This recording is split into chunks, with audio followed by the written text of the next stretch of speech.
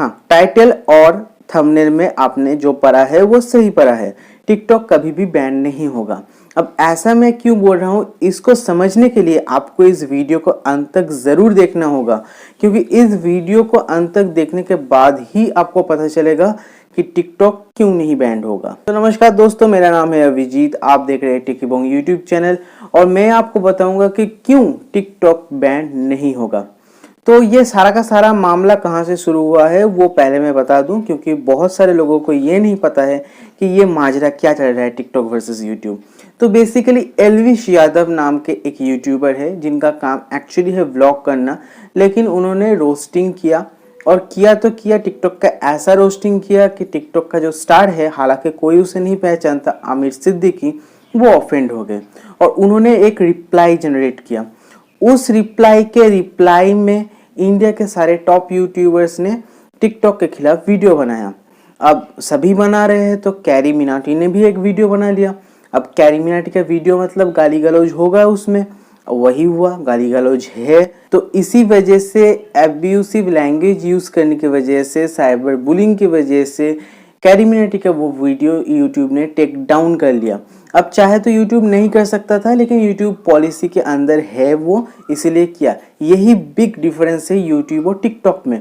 TikTok में आपको cringe content ज़्यादा मिलेगा, कंटेंट वो इतना ज़्यादा प्रमोट नहीं करता है, लेकिन यूट्यूब कंटेंट को प्रमोट करता है और क्रिंज कंटेंट को वो प्रमोट नहीं करता।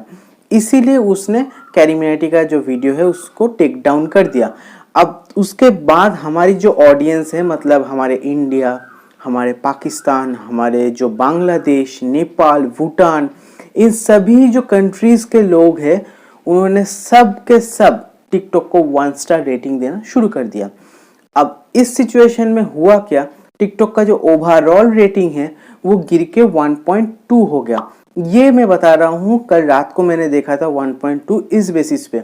अभी 1.1 भी हो सकता है और 1 भी हो सकता है। तो इस सिचुएशन में सारा का सारा मामला हो गया है ये। अब सवाल जो आता है कि ये जो रेटिंग मेरा गिर रहा है, इससे क्या टिकटॉक डाउन हो जाएगा?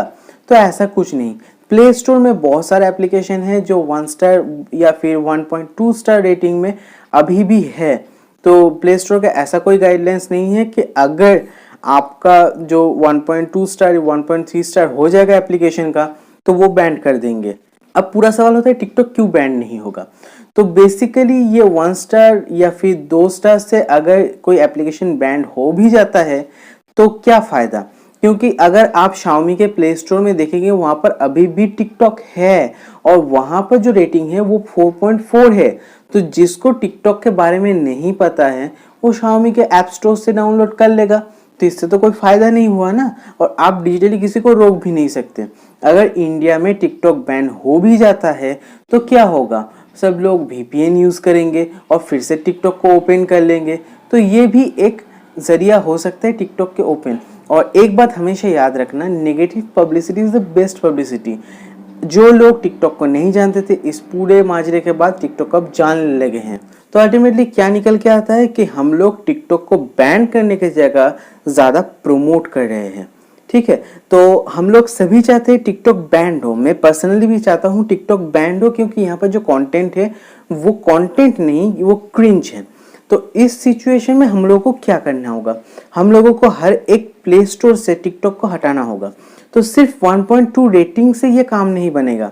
आप जाइए प्ले स्टोर में, आप इस ऐप को रिपोर्ट कीजिए, वहाँ पर काफ़ी सारे ऑप्शन आपको मिलेगा, तो उसमें आप रिपोर्ट कीजिए, क्योंकि ये आप देखना नहीं चाहते। अब वहाँ पर सारा का सारा रीजंस आपको बताएगा कि आप क्यों नहीं देखना चाहेंगे। तो उसमें से कोई एक आप क्लिक कीजिए जो आपको लग रहा है कि सही है टिकटॉक के लिए, वो कर दीजिए और उसके बाद रिपोर्ट कर दीजिए। तो ज़्यादा रिपोर्ट अगर जमा होता है तो गूगल प्ले स्टोर ऑटोमेटिक उन ऐप्स को हटा देगा।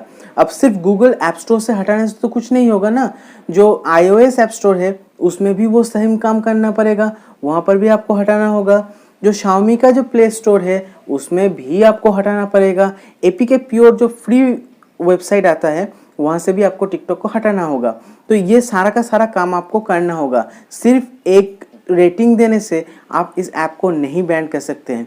और दूसरा क्या हो सकता है, टिकटॉक के अगेंस्ट लीगल केस फाइल करना होगा। तो ऑलरेडी इसके ऊपर लीगल केस हो चुका है, तो ये क्या कर रहा था, एनिमल एब्यूसिव कंटेंट को प्रमोट कर रहा था, चाइल्ड एब्यूज कंटेंट को प्रमोट कर रहा था, एसिड अटैक कंटेंट को प्रमोट कर रहा था।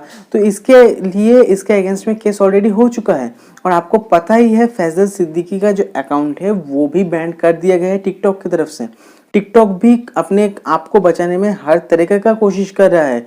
वो बार बार ये स्टेटमेंट दे रहा है कि हम लोग क्रिंज कंटेंट को और नहीं दिखाएंगे, नहीं प्रमोट करेंगे। लेकिन ये अर्लियर सिचुएशन में भी हुआ था, तब भी टिकटॉक ने बोला था कि हम लोग क्रिंज कंटेंट को नहीं प्रमोट करेंगे। तो इन्हीं कुछ स्टेप्स से आप इंडिया से इन प्ले स्टोरों से टिकटॉक को बैन कर सकते हैं। तो उम्मीद है आपको ये वीडियो पसंद आया है।